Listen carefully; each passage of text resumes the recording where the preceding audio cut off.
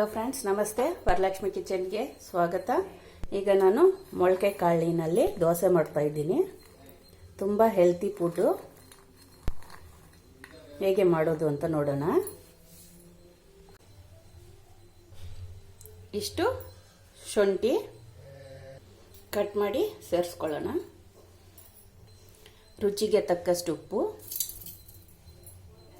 ಇದೆಲ್ಲ ರುಬ್ಕೊಳ್ಳೋಣ. ಈಗ ನೋಡಿ, ರುಬ್ಕೊಂಡಿದ್ದೀನಿ. ಇದಕ್ಕೆ ಒಂದು ಸ್ಪೂನು ಅಕ್ಕಿ ಹಿಟ್ಟು, ಒಂದು ಸ್ಪೂನು ರವೆ, ಬಾಂಬೆ ರವೆ ಎಲ್ಲ ಹಾಕಿ ಮಿಕ್ಸಿನಲ್ಲಿ ರುಬ್ಕೋಬೇಕು.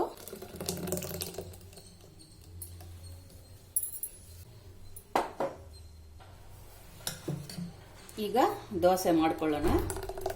ಈ ಹದ ಇರಬೇಕು.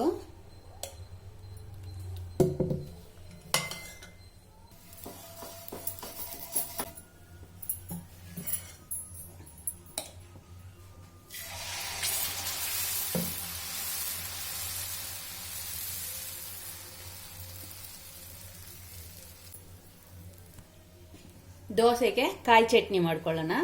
ಬರೀ ತೆಂಗಿನಕಾಯಿ, 2 ಹಸಿಮೆಣಸಿನಕಾಯಿ, ಸ್ವಲ್ಪ ಉಪ್ಪು, 3 ಹಾಕಿ ಕಾಯಿ ಚಟ್ನಿ ಮಾಡೋಣ.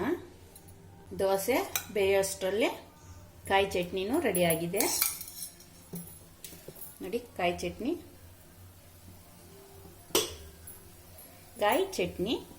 ರೆಡಿ ಆಗಿದೆ. ಗ್ಯಾಸ್ ಸಿಮ್ಮಲ್ಲಿಟ್ಟು ಬೇಯಿಸ್ಕೋಬೇಕು. ದೋಸೆ ಚೆನ್ನಾಗಿ ಬೇಯಬೇಕು.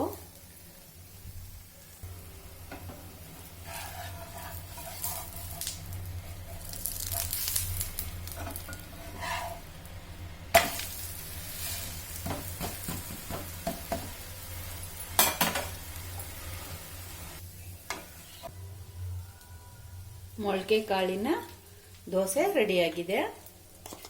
ಈಗ ಟೇಸ್ಟ್ ನೋಡೋಣ. ಬರೀ ಕಾಯಿ ಚಟ್ನಿ,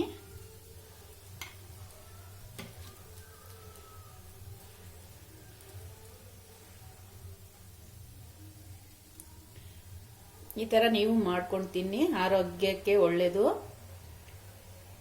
ಟೇಸ್ಟೂ ಚೆನ್ನಾಗೇ ಇರುತ್ತೆ. ನೀವು ಈ ಥರ ಮಾಡಿ ತಿನ್ನಿ. ನನ್ನ ವಿಡಿಯೋ ಇಷ್ಟ ಆಗಿದ್ರೆ ಲೈಕ್ ಮಾಡಿ, ಶೇರ್ ಮಾಡಿ, ಸಬ್ಸ್ಕ್ರೈಬ್ ಮಾಡಿ. ನನ್ನ ಚಾನಲ್ ನೋಡಿದ್ದಕ್ಕೆ ಧನ್ಯವಾದಗಳು.